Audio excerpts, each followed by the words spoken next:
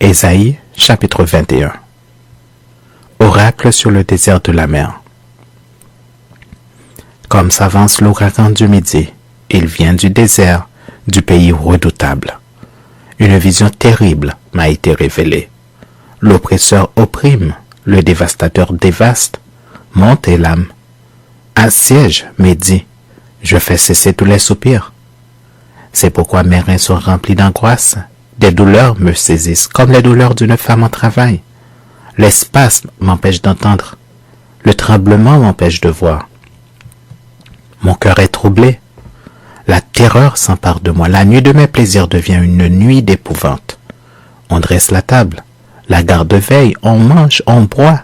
Debout, prince, oignez le bouclier, car ainsi m'a parlé le Seigneur.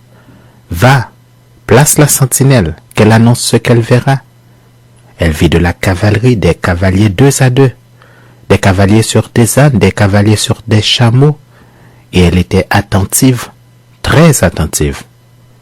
Puis elle s'écria comme un lion. Seigneur, je me tiens sur la tour toute la journée et je suis à mon poste toute la nuit. Et voici, il vient de la cavalerie, des cavaliers 2 à 2.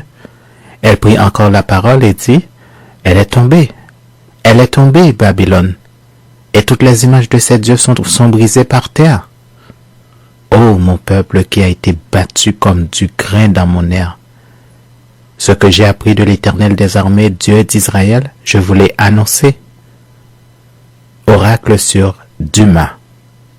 On me crie de Séhir, sentinelle. Que dis-tu de la nuit, sentinelle?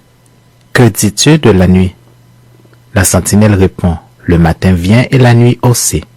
Si vous voulez interroger, interrogez. Convertissez-vous et revenez. Oracle sur l'Arabie. Vous passerez la nuit dans les broussailles de l'Arabie, caravane de dedans. Portez de l'eau à ceux qui ont soif. Les habitants du pays de Théma portent du pain aux fugitifs.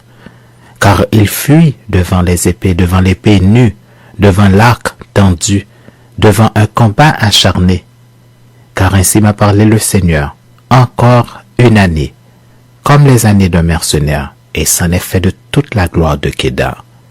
Il ne restera qu'un petit nombre des vaillants archers, fils de Kédar, car l'Éternel, le Dieu d'Israël, l'a déclaré.